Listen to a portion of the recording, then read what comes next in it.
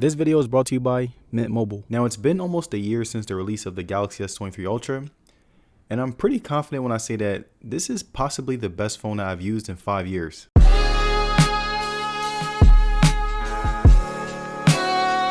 Now, it's been almost a year since the release of the Galaxy S23 Ultra, and I'm pretty confident when I say that this is the best phone that I've used in the past 5 years. Till this day, the battery has been great, the display has held up extremely well, the software hasn't caused me many lags, and the overall experience has been pretty consistent. And that's why in this video, I will be sharing my experience with you guys to help you decide whether or not the Galaxy S23 Ultra is still worth that $1,200 price tag. And speaking of pricing, it's already enough that phones have been getting increasingly expensive over the past 5 years. And the last thing that I needed was an $85 phone plan to top it all off. Now, if this is you, and you ever thought, why the is my phone bill so high? Then let me tell you about Mint Mobile, who I'm partnering with in today's video. Now, phones and phone plans aren't the only things that have been affected by the skyrocketing inflation. The average American citizen is paying more for housing, food, and everyday essentials that allow us to go through our day. But by switching to Mint Mobile, that's one less bill eating up your hard-earned money. With Mint, you'll be paying $15 a month and you won't have to sacrifice speed, coverage, or data since they're built on the nation's largest 5G network. And the best part is that you don't have to go into a store to set up your plan. Everything is online, which makes it much more convenient for you and also convenient for Mint Mobile since they can keep those prices low. They cut out retail stores and salespeople, which basically results in prices not being hit with inflation. Now, getting more into the value that you get with Mint,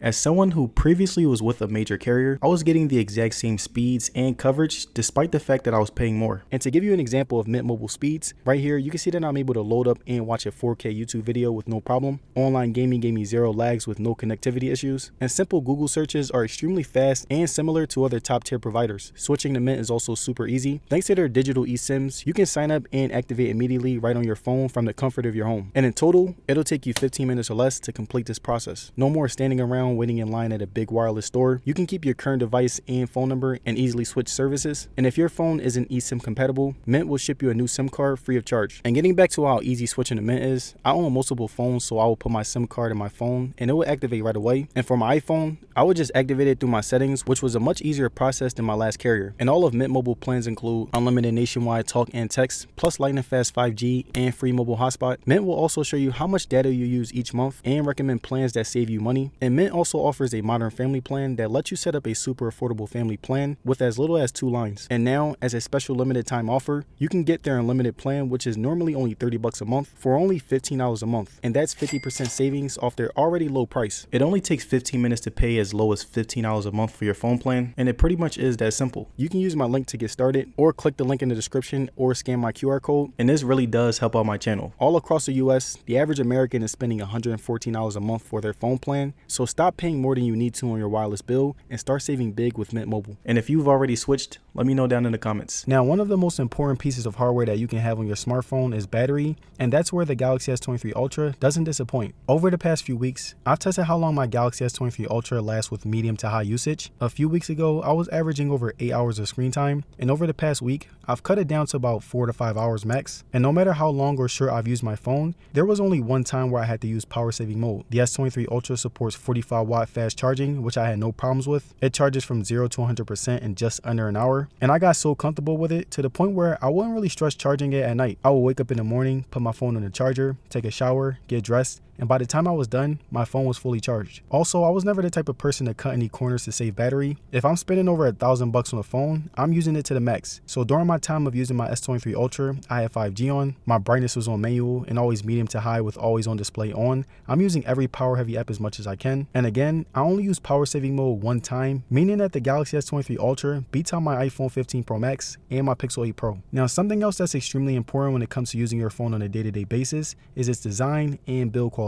You want a phone that's not only comfortable to hold, but also looks good enough to keep you satisfied, and the Galaxy S23 Ultra again did not disappoint. The S23 Ultra has this very boxy frame that surprisingly complements my hand very well. I'm holding my phone for hours on a day-to-day basis, so it really helps to have a phone that's easy to handle. And even when this phone does have curves, they come at a minimum. I love how the S23 Ultra's edge is bent, but not as much as any other phone that uses curved displays. The S23 Ultra had a pretty nice weight to it. It weighs in at 234 grams, which is a tiny bit lighter than the 15 Pro Max. And I'm not going to lie, at first it did feel heavy, but after a while, you'll really come to appreciate it as it gives a very premium feel. But besides the massive size and sharp curves, the S23 Ultra has really mastered that Samsung stealthy machine type of style. the buttons and ports were in the right places, and the phone was big enough to add to the experience. Now looking at display, the Galaxy S23 Ultra has a 6.8-inch dynamic AMOLED display that is still my favorite on any phone to date. I loved how I had the tiny hole punch camera to really maximize the screen. Also, I use swipe gestures, so basically I have the full screen to fill it in, and this really helps whenever I'm watching a movie, playing a game, or just scrolling through social media. The S23 Ultra has Gorilla Glass Victus 2 on the back and on the display, so if you're bold enough to use your phone without a case, the Galaxy S23 Ultra will survive a few drops before you notice any damage. But durability isn't the only thing that's great about the Galaxy S23 Ultra's display.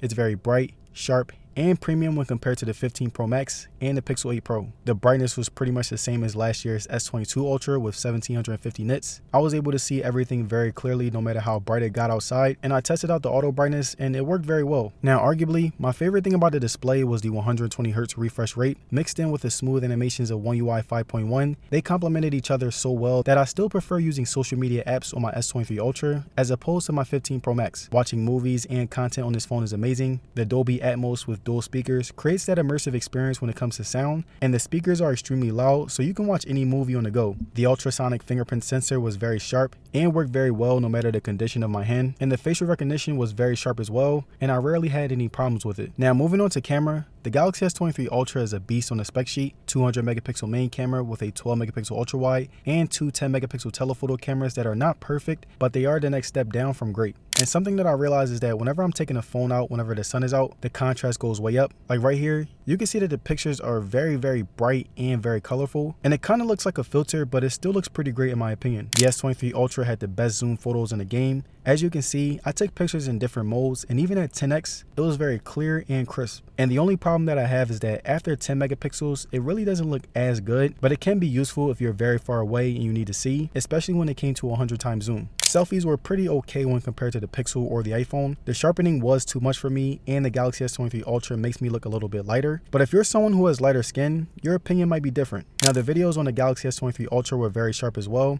They improved slightly since last year while still being a beast on the spec sheet. You can shoot up to 8K. It looks really good, but I still prefer to shoot in 4K since it takes up less space. The stabilization was solid, pans were smooth along with brightness and contrast, and the sharpening is still at its peak. And I want to give you guys some extra footage that I took with my Galaxy S23 Ultra so you can get a better look at the videos.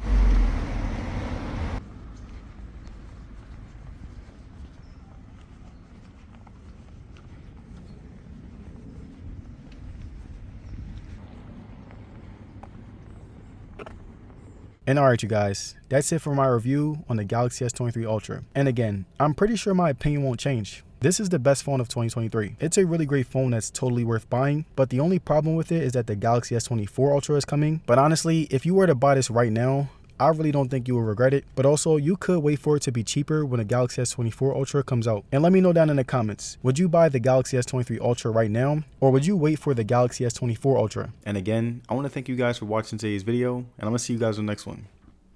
Peace.